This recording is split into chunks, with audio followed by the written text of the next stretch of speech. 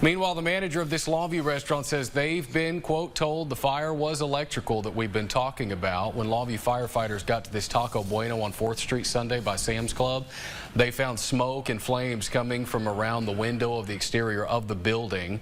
The fire appears to have started in a void space in the wall next to a window, and then it spread to other structural components of the wall.